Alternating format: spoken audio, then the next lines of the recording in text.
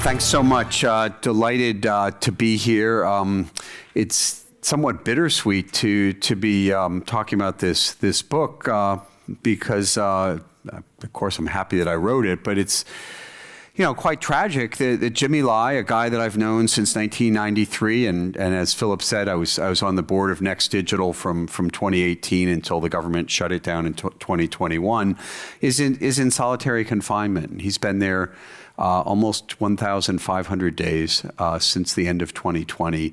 He's right now enduring the trial of his life, maybe the trial for his life, a national security law trial that's expected to find him guilty and receive at least a 10-year sentence. And for a 77-year-old guy, that's kind of a life sentence. But I don't think we should be sitting around feeling sorry for Jimmy Lai or thinking that he's somehow rotting in prison. He's not.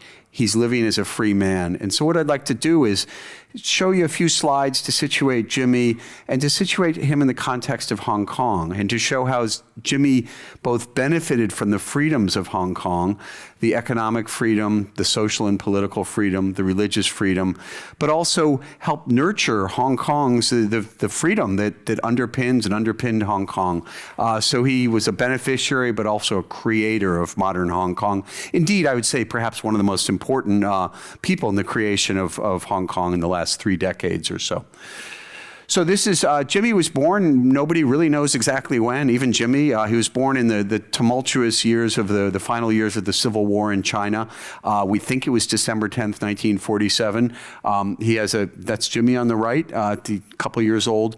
His twin sister and a sister who's 2 years older on the left, who Jimmy describes as developmentally challenged. And this was important when their mother, who's in the background, was sent off to a labor camp, leaving Jimmy and his sister to fend for themselves and to take care of their older sister while their mother was away. It wasn't, I don't think, the harshest of labor camps because she came back on weekends, but still, think of these kids a little older than this. The father's run off to Hong Kong. The family's been shattered. They had been wealthy. They lost, their housing. The mother was sent to the labor camp because she had been married to a wealthy guy. Jimmy and his sister, as I said, were fending for themselves. Jimmy was a primary school dropout. He was running black market stuff at the age of, maybe not running, but he was involved in black market activities at the age of 6, 8. And this is a time of revolutionary upheaval in China, but also a time of famine. And at the age of 12, Jimmy stowed away, came into Hong Kong as an illegal immigrant, penniless. And that's what he looked like. Think of this kid. He goes and leaves his mother and goes to Hong Kong, which looked like this at the point. I mean, this was the Hong Kong of 1961 when Jimmy moved there. His aunt and uncle, he went to his mother's sister's house, lived in a place like this, probably worse, because there wasn't even room for him to sleep on the floor. The first night he spent in a factory, sleeping on a table, got a job in the factory. 15 years later, he owned a factory.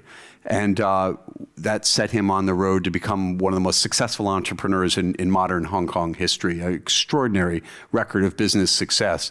This was the Hong Kong of, sort of 10 or 15 years later. You can see a little more prosperity. This is the Hong Kong of Jimmy, the sweater maker, the guy who's meeting buyers from New York or San Francisco, companies like Kmart, The Limited, JCPenney, and making sweaters, staying up all night to do a sweater sample for them. And within 5 or so years, his company, Comatex, became the biggest sweater manufacturer in Hong Kong, if not in Asia.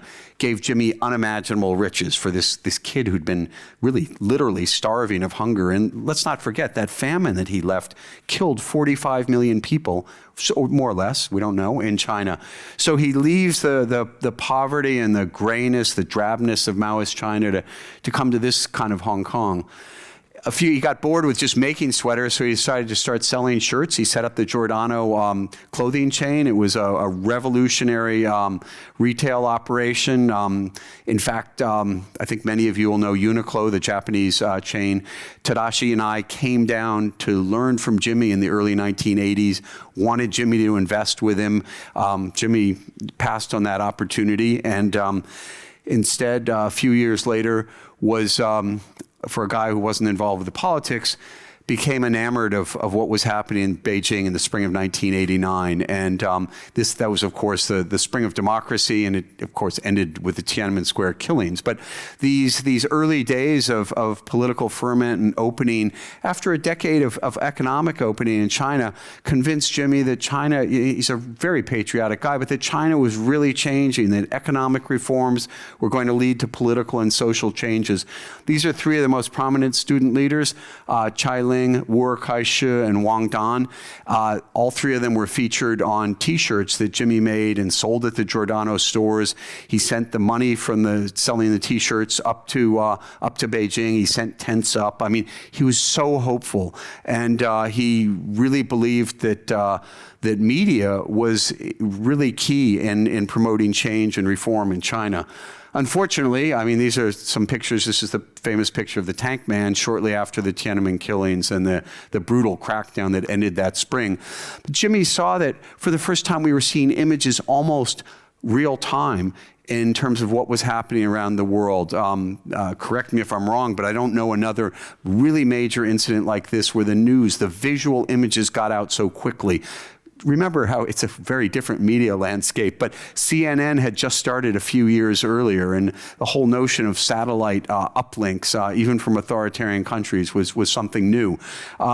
He's a serial entrepreneur, he's a brilliant entrepreneur, and he had been a little bored with selling shirts, so he thought he'd take that kind of fast fashion concept and turn it to Chinese food. So if it hadn't been for Tiananmen, I'm serious about this, he probably would have started a really successful Chinese kind of Chipotle-style Chinese fast food place. Instead, he became a big thorn in the Chinese government side, and he first set up a magazine, and then he set up Next Magazine. Then he set up the Apple Daily newspaper. And when I first met him in 1993, he talked to me about his vision. At that point, he'd set up the magazine for a couple of years. It was doing okay, but it wasn't rolling in money or anything. But he had this idea for setting up a newspaper. And he told me, Hong Kong people want democracy. 6 out of 10 of them have just voted for the pro-democracy candidates in the first ever election that the British had held in Hong Kong in more than 150 years it was exactly 150 years of colonial rule. People want democracy, and yet all my potential competitors in the newspaper business are pulling back. They're afraid because China is coming in 1997.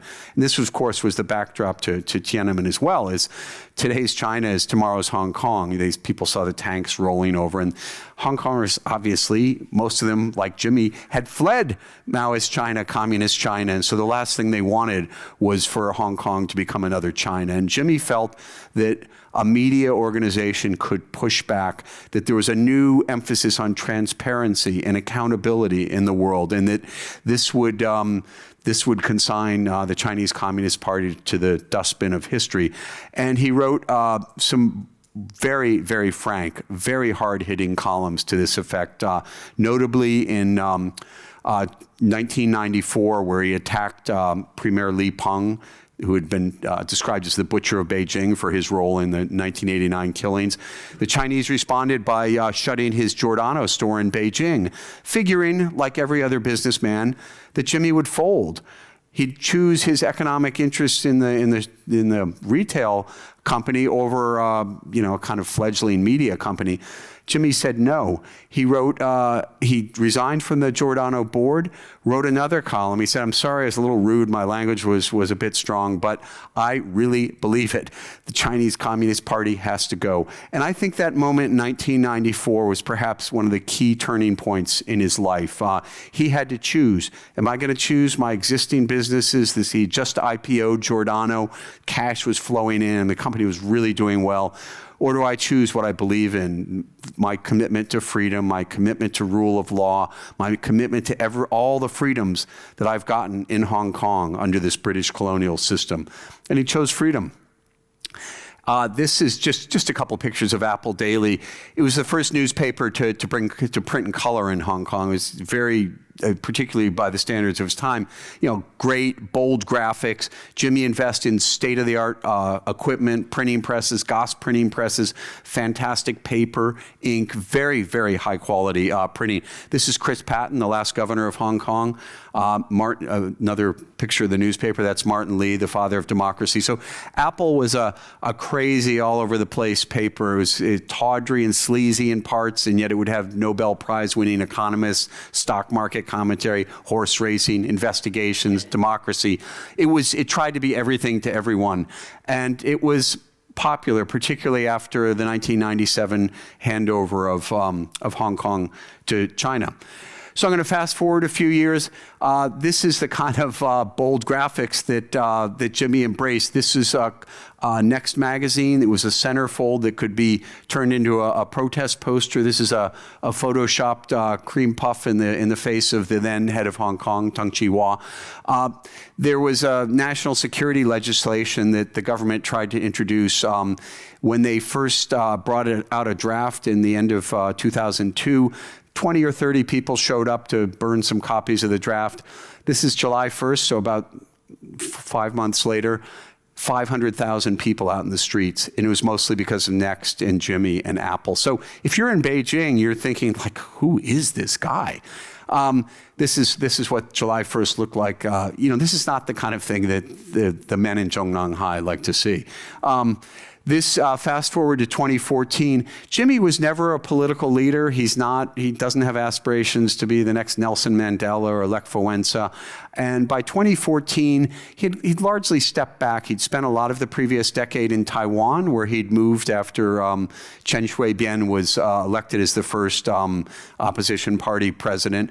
And he was content to let the students, people like Nathan Law, Joshua Wong, move to the foreground. But he increasingly went to the streets to show his solidarity, to bear witness in a very physical sense. So here he's being tear gassed. Many of you will remember Occupy Central, when students camped out in tents for 79 days in central Hong Kong. Jimmy was there. He did not spend the night, but he was there every single one of those 79 days. He had a tent. He just sat there. He wasn't up on a stage or anything. He missed his son's birthday. I mean, he was bearing witness. And I think that's important when you think of him in jail today. And this is the end of Occupy. He offered himself up for arrest. He was arrested, although not prosecuted. It was a different Hong Kong. I just wanted to show you a picture. This is Jimmy with his wife, Teresa, who has been a real rock, an anchor. They met actually a month after Tiananmen. His first marriage had dissolved, and Teresa's been very, very important, visiting him in jail. A real solid rock, and also important in encouraging him to convert to Catholicism, which he did a week after the handover. As she told me, he knew trouble was coming, and he figured he'd need some protection. And I think he's found that. This is 2019. Fast forward to that last final year of Democracy Summer in Hong Kong. Just a sense of the crowds. Jimmy's on trial because Beijing sees him as somehow a mastermind, a puppet master who's, pulling people out in opposition to the party.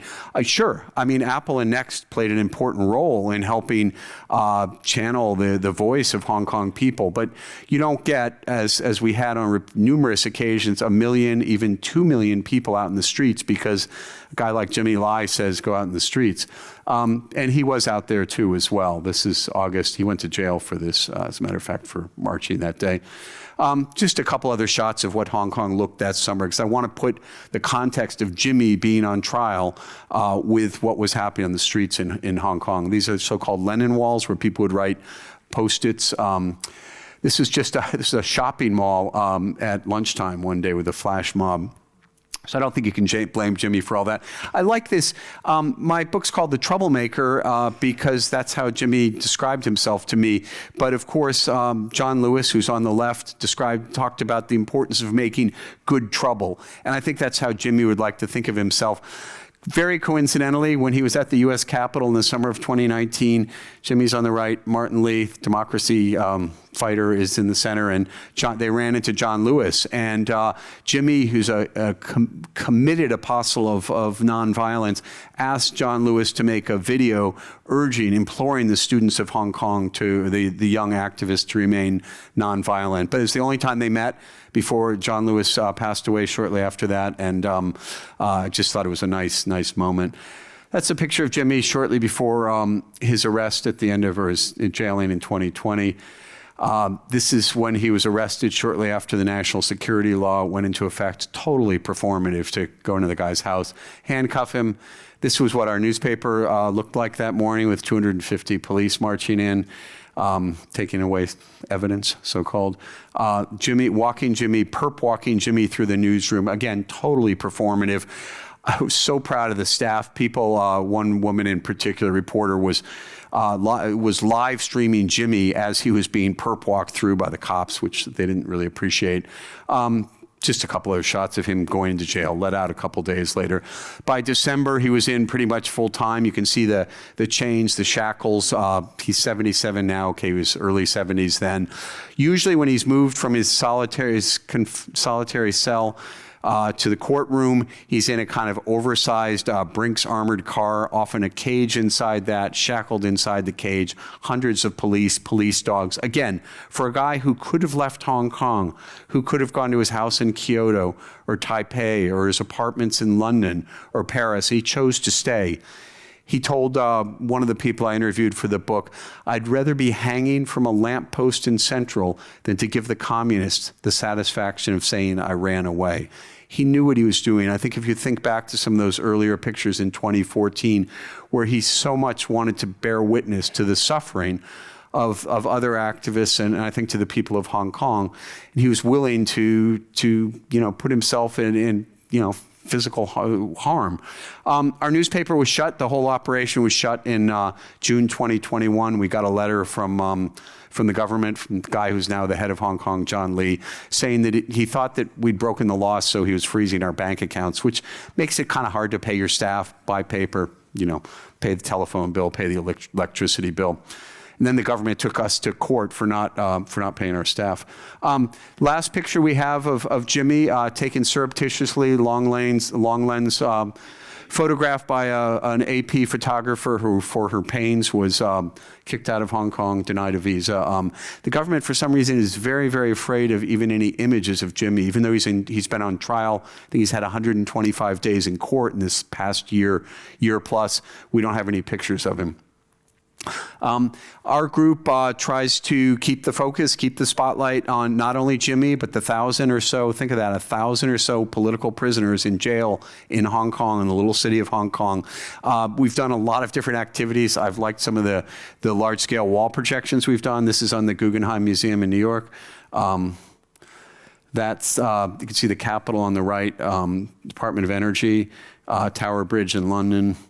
And just, remember, he's a father, he's a husband. That's Teresa, their daughter Claire, son Augustine, who are all in Hong Kong. There's a son, Sebastian, their oldest son in Taipei. He can't go back to Hong Kong. He'd be arrested if he went back to Hong Kong, simply because he speaks out for his father.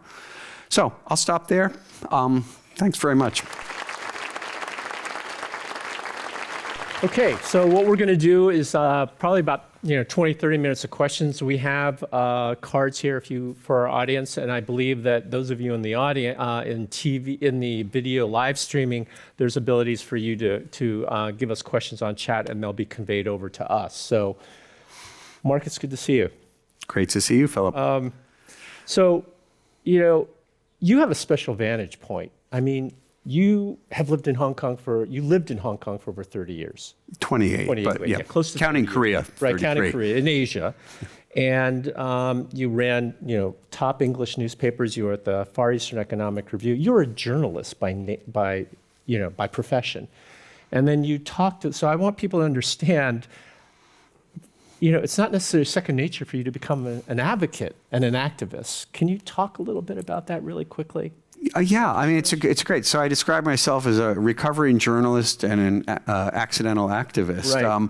After Jimmy was put in jail, I mean, I had left Hong Kong about 2 months earlier. We'd been doing a lot of actually kind of these kind of events, but remote. It was during that first year of COVID. We were doing weekly live streams. We'd have up to 200,000 people watching. And so, we were talking a lot. We would interview everybody from Nathan Sharansky to Chris Patton to Cardinal Zen, the spiritual leader of Hong Kong.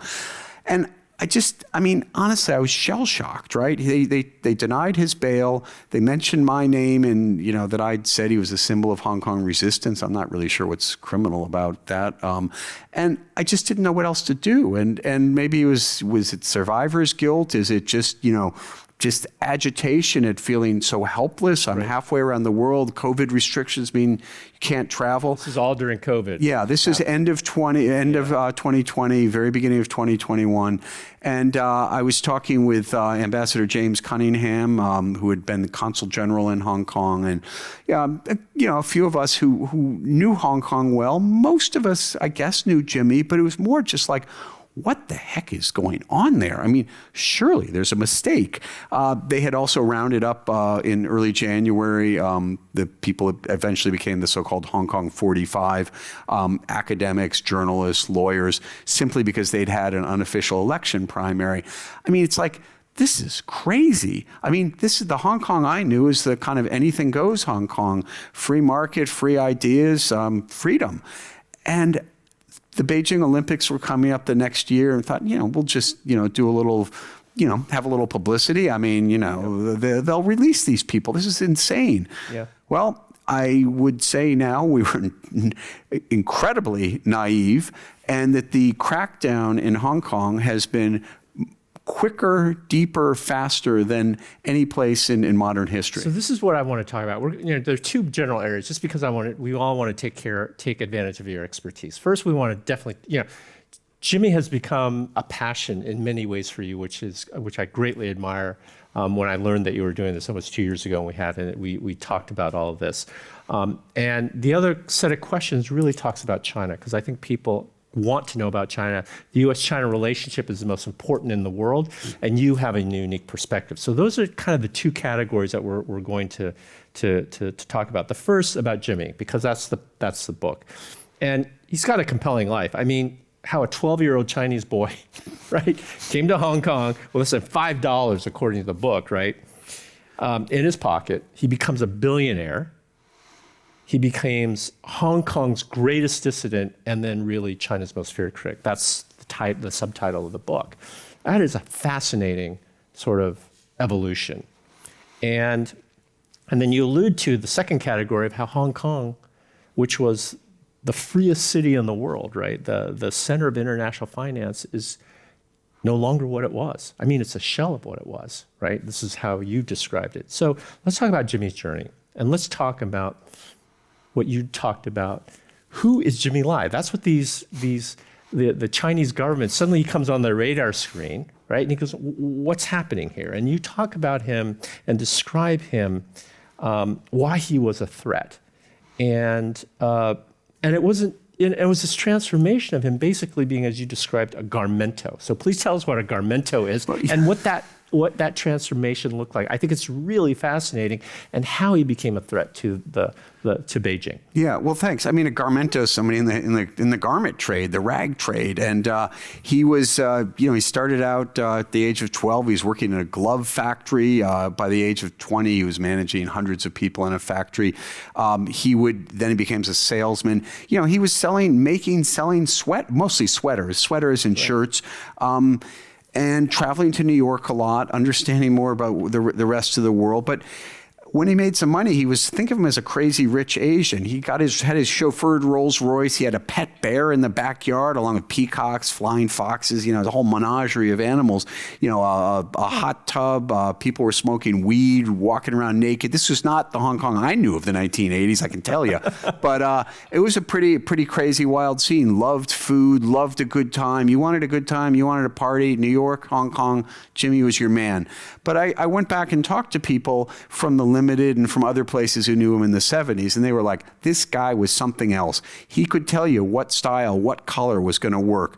Right. He would work all night. We met, first time, one guy told me, first time I met him at the Peninsula Hotel with his boss. And, we said goodnight at 10 o'clock.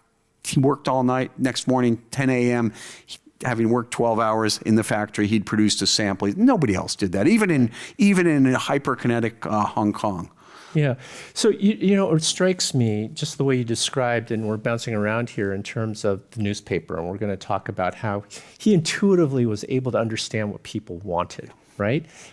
In the newspaper business and in food. He was a humanist more than anything else. He understood how human nature worked, and I think that seemed to be a threat.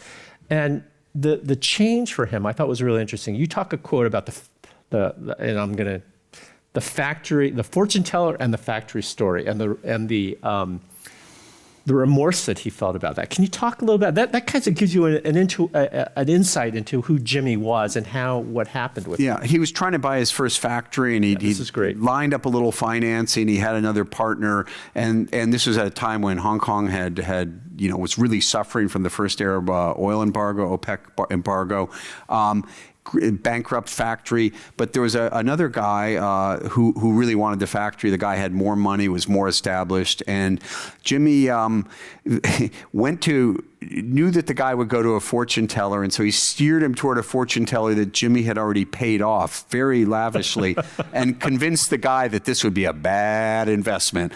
And he felt that this was almost like an original sin because he got this in the wrong way. I mean, the guy became a big customer. He became, they worked together, but I think Jimmy always felt like there was this kind of lie at the origin, almost like an original sin at the beginning of his business success. And then this is the quote that I really like that you put down. He goes, young people, maybe this has something for all of us, young people have many ideals but few scruples, okay? We have more than enough drive. They have more than enough, but they often ignore reality. Sometimes they're lax in ethics and integrity when doing business. They only see immediate benefits and ignore the long-term effects. And I think that others don't know how to do things as well as, and they think that the others don't know how to do things as well as they do. Okay, and that was the portrayal of him as he thought about it, right? Yep. In the mid-1970s, he was in a hurry and nobody was going to stand in his way. Okay, so he changed. Right? I mean, it's a remarkable story, almost of a Pilgrim's Progress kind of story. And then, so one of the things you did is you talked about how he defies easy characterization as well. And talk about, he's this really interesting mix, right? Yeah, it's hard to know where to start. I mean, he's a deeply committed Catholic, but he had a newspaper that was running reviews of the one-woman bordellos in Hong Kong, which were not illegal. They were kind of he was running them like their restaurant reviews. So Bill McGurn, who's at the Wall Street Journal, is his godfather. So Jimmy converted a week after the handover. As I said, thought he might need a little protection, and Bill said, "Well, I thought he meant well, but really, he's still running these reviews. He was, infamous. They're reporters for going to the edge of good taste and beyond. I mean, there are some stories I talk about, and there were, fueling a drunken orgy up in Shenzhen over the border in Hong Kong with a guy whose wife had just committed suicide, the husband. I mean, just horrible stuff. To his credit, Jimmy apologized, and the paper never did anything like that again. But I mean, this is a guy, you say he knew what people wanted, but he was willing to go to a pretty low common denominator to sell those newspapers. And how do you think that how do you think that business experience and his willing to push, how that affected his activism? Yeah, well, I think he always wanted to do everything the best that he could. So when when he was buying the printing presses, you go out and buy Goss printing presses. I mean, you get a lot cheaper printing presses than that. So everything he did, if he invested in technology, if he would invest in people. On the one hand, he's super laissez-faire, free market, right. I think anti-union. He certainly never had any unions. On the other hand, he generally paid his employees well above average, changed the whole landscape of the media business, the pay scales in both Hong Kong and Taiwan, almost single-handedly. At Giordano, he invested heavily. He raised salaries way above prevailing wages, and invested heavily in training for customers, so that customer service, an unheard of idea in Hong Kong in the late 1980s. Now that he's in prison, well, shortly before he went to prison, I had the privilege of I'd say, kind of moderated a discussion between him and Nathan Sharansky. I put that in air quotes because it was just Jimmy quizzing Sharansky. How can I be the best political prisoner possible? I've talked to Sharansky about it later. He said, I've never met anybody like this. I mean, they had a number of conversations. He knows he's about to go to prison. So he's like, who's the best guy I can learn from? I'll go, Sharansky spent 9 years in the Gulag. I can probably learn something from him. So well, you talk about Sharansky writes the prologue, right? So, can you describe what Sharansky talks about in that prologue? I mean, it's really amazing, right? It's incredible. I mean, I was almost crying when it was going on, even thinking about it. Basically, Sharansky said to Jimmy, okay, what I learned is you got to have your wife and you got to have your religion. You and I have different religions. Sharansky's Jewish, Jimmy's Catholic, doesn't matter. They've got God. They've got a partner who's going to stick with them. He said, beyond that, I can't decide when I'm going to be physically free. The KGB, in Sharansky's case, was going to decide, or the Chinese Communist Party. Physical freedom, okay, nothing to do with me. But I can decide to live as a free man in prison. And from the letters that I've seen, I haven't gotten any in a while, but I've had access to some of the writings that came out of prison. Jimmy is spending his days trying to live as a free man, and in many ways is probably freer than he's ever been, within obviously very, very harsh physical confines. Right. And that was touching. The other thing that I found really interesting that I want you to talk a little bit more is Sharansky asked Jimmy the question that you posed, which was simply,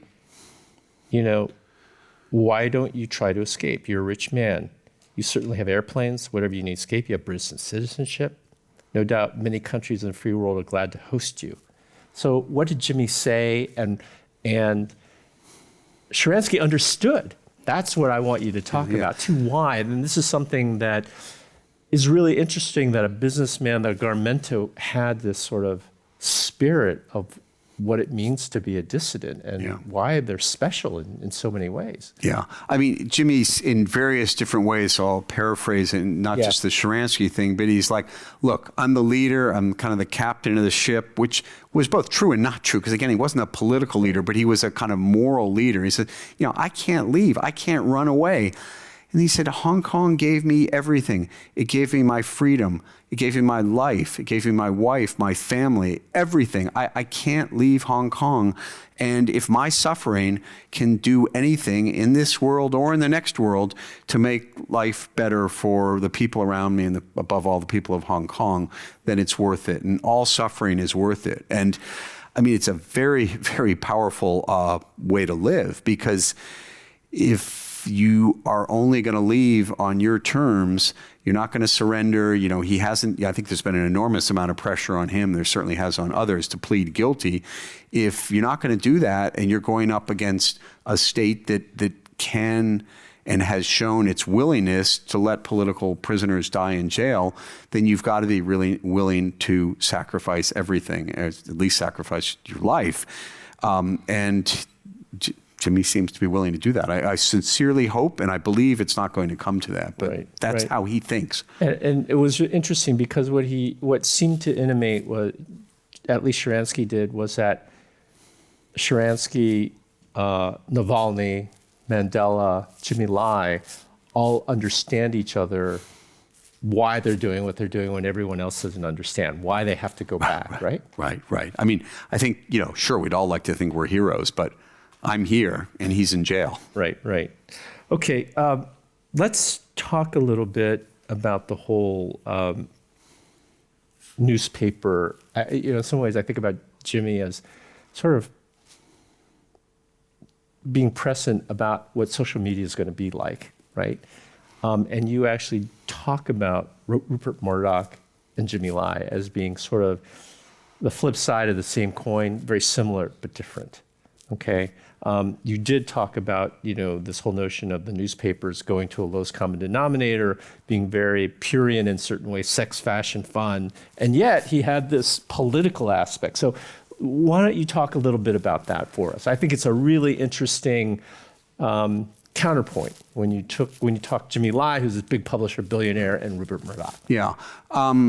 Well, let me mostly talk about Jimmy because Anyway, Yes. look, within 20 years, he had the biggest independent Chinese language media in the world. I mean, 4,000 people at its peak. It was a very, very powerful operation. It did try to be everything to everybody, but unlike many publishers, especially publishers that have other businesses, Jimmy refused to sacrifice these core values. So there's pro-democracy, but the other thing that's important is pro-free market. Jimmy actually was quite unorthodox in basically letting his staff write almost anything. There were very few red lines. There wasn't a lot of editing, a little bit of copy editing. But if you wrote anything that he thought smacked of socialism, you were toast. Goodbye. He was even willing to tolerate people who had very close ties with Beijing, with the Communist Party. But yeah, the socialist stuff he didn't like. And so I think having this core, I mean, the fact that he was willing to sacrifice a really successful company that he'd IPO'd that was rolling in money for a newspaper venture that hadn't even started shows something that I know a lot of media people in Asia, and most of them unfortunately have a lot of other businesses, and the other businesses usually win out. So I mean he really is one in a billion. I mean he's among publishers maybe, I don't know, 1 in 1,000, but. Okay, so let's switch gears. Let's talk about China. Let's take advantage of your vast expertise, your perspective over almost 3 decades in Asia and in China and Hong Kong. You described what's going on in Hong Kong as the PRC's central systematic destruction of what made Hong Kong, a free city, an international financial center where it was just so robust and innovative. Are you concerned? Well, you are concerned, but what lessons can we in the U.S. learn from what China is doing? And, what do we have to be worried about? Yeah. Well, I think we need to keep our eyes open because obviously Hong Kong today is, it's not the United States tomorrow, but because Hong Kong is part of China. But I mean, I think China's attempt to try to steer the dialogue, define the dialogue on a wide range of issues, notably Tibet, Xinjiang, Taiwan, Hong Kong, many issues in the mainland. It is trying to steer and influence those issues even in the freest of societies, even in the United States. Canada really, really made the CCP has made huge inroads there. The UK. So I mean, clearly we're not looking for reds under the bed or an anti-Chinese scare. Quite the contrary. And I think we have to be really, really clear. Good. This is not about the Chinese people. It's about the Chinese Communist Party and their attempt to try to stifle free discussion, free debate everywhere around the world. And then what do you think? And we note that Jimmy spent a lot of time in Taiwan. There was a point in time where he said, I want to live in Taiwan. I want to be Taiwanese. I want to be Taiwanese. I want to be Taiwanese. Can you talk about that? He kind of stepped back a little bit from that. But so talk about Taiwan in the sense of Jimmy, but also what you think the impact or what Taiwan should be worried about. Or should Taiwan be worried about what's going on? Taiwan should definitely be worried. Okay, all right. That's the easy part of the answer. In March 2000, Chen Shui-bian was elected president of Taiwan. He was the first opposition party candidate to win the presidency, and it was a sea change. And Jimmy told Teresa that night at dinner, he goes, "We're moving to Taiwan." And they moved to Taiwan, packed up the family. They had two kids then. Third one was born a few years later. And he did the same thing he did in Hong Kong. He set up Next Magazine Taiwan.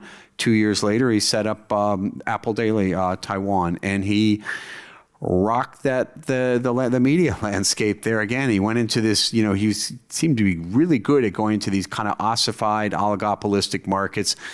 The bold graphics, the investigative reporting, hiring the best columnists, spending like crazy, just upended the media landscape.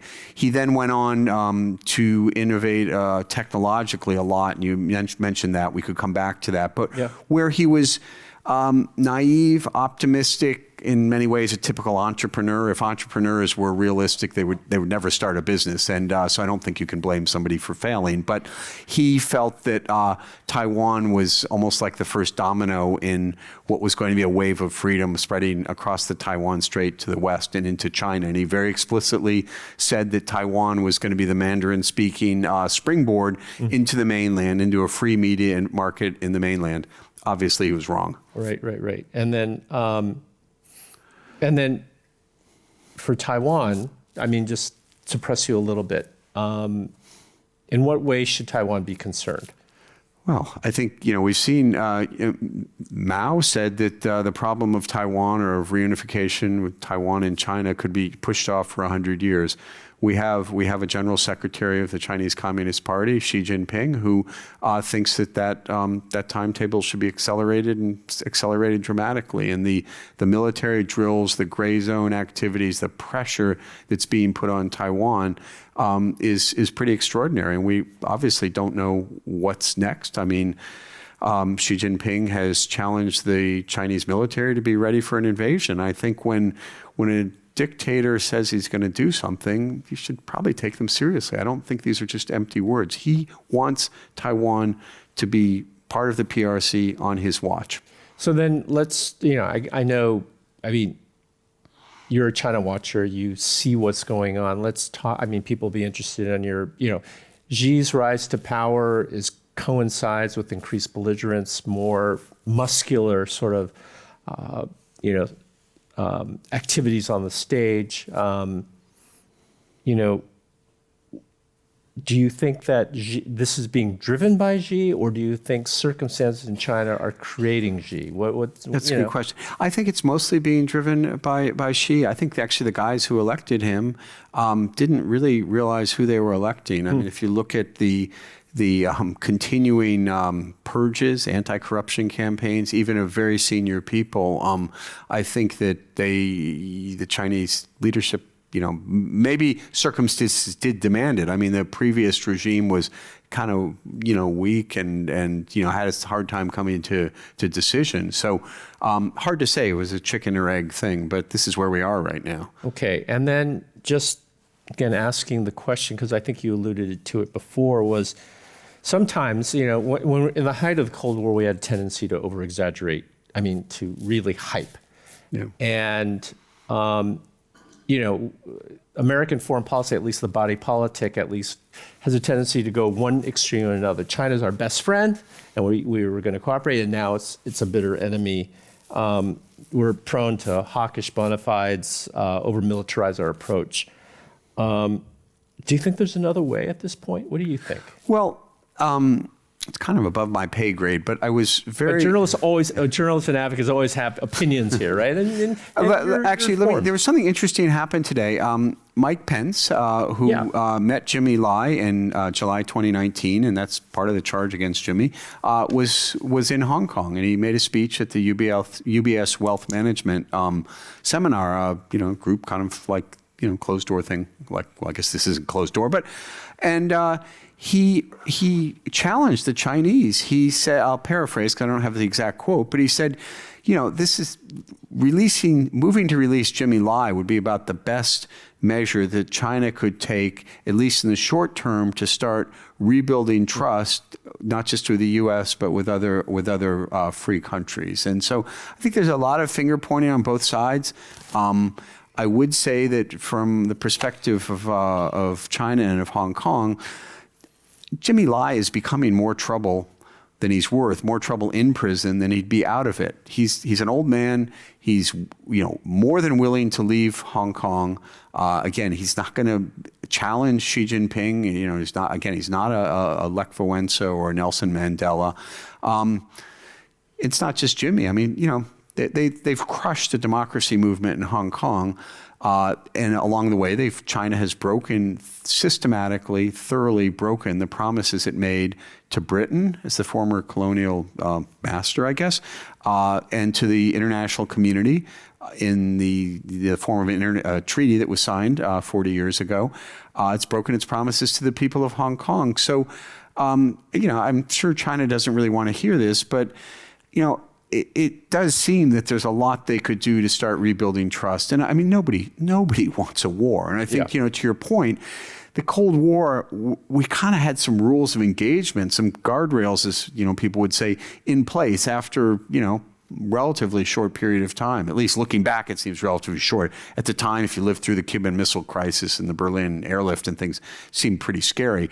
Those are the kinds of confidence building measures we need to see. So, let's I think that when Jimmy's trial is done, probably the middle of this year, and he's sentenced as he will be, that we can start having what I would hope would be serious negotiations. And I think the U.S. and perhaps the U.K., certainly the U.S., needs to think about some moves that it can make to in return for China. Okay, so let's talk about that just as background. What is he charged with specifically right now? He's charged with collusion with foreign forces and sedition. I'm not really sure what that means, but it seems to be meeting Mike Pence. Meeting Mike Pence, okay. I should say, in all seriousness, before the national security law came into place, he called for sanctions against Chinese officials in a very general sense who were involved in human rights abuses. I guess you could say Magnitsky-style sanctions. That seems to have, really unnerved, really gotten under the Chinese government's skin. There's a lot of focus on his call for sanctions. And so tell us a little bit more about sort of the current circumstance. You alluded to what you think is going to happen. He's going to be convicted. Let's pull that out a little bit more. Play for that out for us. Sorry. Well, I think we've got a trial. We're well over a year into this trial. Jimmy is testifying in his own defense. I mean, he's remarkable. He appears unbroken. He continues to talk about freedom and values, Western values. He usually calls them. Sometimes he calls them universal values. The judge says, "What do you mean universal values? We all got our own values." But no, in all seriousness, I think he appears unbroken. I think that the prosecution is going to cross-examine him, so that will presumably go on a few more weeks. We'll have a break. We'll have a summation. We'll have a break. We'll have a verdict while the judges the hand-picked judges think very hard about how they can find him guilty. And then there will be a break, and we'll hear whether he gets a minimum 10-year sentence or he gets a life sentence. They're pretty much the same thing. There is precedent for political solutions. The Chinese obviously released the two Michaels, the Canadians, Michael Kovrig and Michael Spavor, in exchange for Meng Wanzhou from the CFO of Huawei. Chinese have recently released 4 arbitrarily detained Americans. We've also released people as part of both of those and sent them back to China. So, I think this would actually be a really good confidence building measure to start at a real grassroots level with nothing that really is touching on core interests of China or the U.S. Okay, so we have some questions from the audience. Is that okay? We go for that? Okay. Sure. So Jimmy's story feels very inspiring, but also a bit overwhelming because he set such a high bar for courage and sacrifice. How can we take his example and turn it into something practical for our own lives? I love this question. It's a fantastic question. It is Wow, a you're going to hit me. I hope they don't get harder than this. Because one of the things that we are doing here at Commonwealth Club World Affairs is that this is just not a one-way piece of information. This is, all of you, we hope, are going to come out of this with a sense of what you can do, not only for the community at large, but for yourself, because we know that right now, it's a very different world that we're living in and a little bit stressful. So, Mark, go at it. Yeah, I mean, you're right. He does. He seems, I know him as a person, a man, a father, a husband, and, as a living human being. I mean, he's not some kind of saint, and I didn't write a hagiography. But he does set a pretty high bar. He's a pretty intense guy. I would say that, we can all make whatever small steps. Life throws things up. As I said, I'm the accidental activist.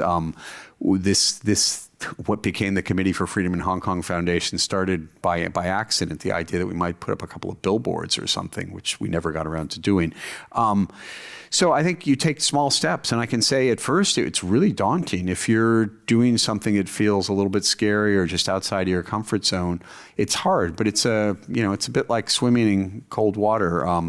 You start, you go in, it's pretty cold, your toes, your knees, and, you plunge in, and then after a while you're swimming around and you got to get out before you have hypothermia. But you find you take that plunge and you can withstand, you can do a lot more than you think. And I think we all have opportunities in our everyday life to, step outside of our comfort zone and do something courageous. And, it doesn't have to be held in solitary confinement as a political prisoner. I mean, there are acts of kindness to people on the street, to, in soup kitchens, voluntary work. I mean, I think we all need to do what we can do that's kind of outside of the narrow blinkered lives we often live. These are great questions. Oh boy, They're some not really a harder great one. questions, right?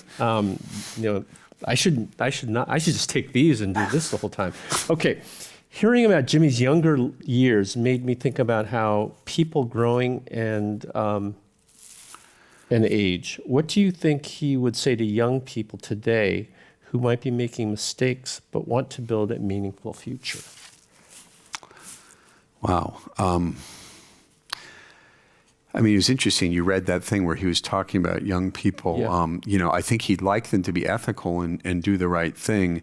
He'd like them to not be like him, but then they wouldn't be like him. So I think he, at his age now, and as I briefly said, it is kind of a pilgrim's progress. He goes from this, this hardscrabble life to this licentious life to, a more, political life than, the grounding that he got through Teresa and through his Catholic faith. So the Jimmy of today is so different from that other day and yet, that other time, and yet he wouldn't be who he was without it. But I think that he would counsel, more patience, more moderation, more principles, more ethics, all the stuff that he wasn't, but he now is. Right. And then along those lines, along the lines that we were talking about before, there's another, someone else, a young person asked, when young people feel powerless, right, in the face of such big systems, what do you think Jimmy would say to do?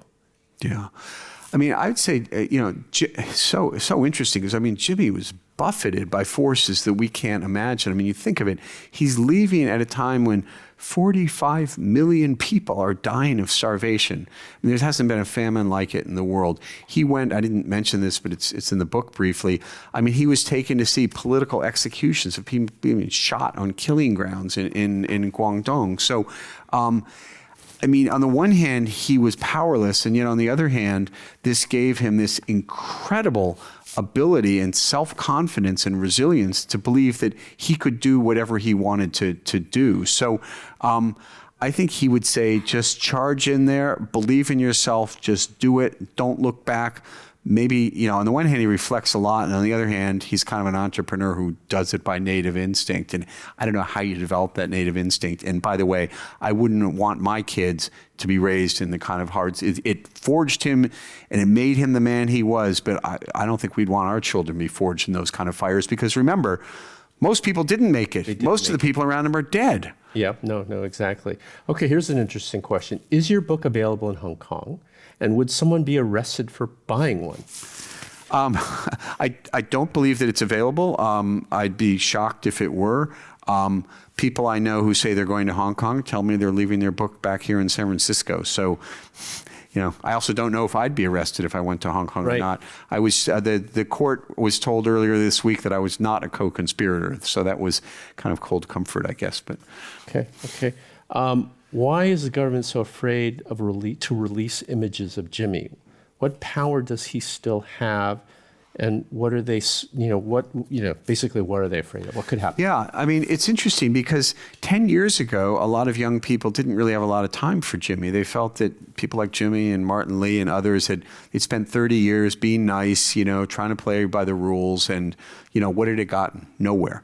And now, because of the suffering that Jimmy has gone through, his willingness to, bear witness to Hong Kong, he has become this iconic figure. And so it's ironic. I work, and I know with a lot of young Hong Kong. Relatively recent? Yeah, within the last 5 years, since he's gone to jail. Okay. Before that, it was like, it's this old guy. So that's why he was out there in 2014 to say, you guys take the lead, but I'm with you.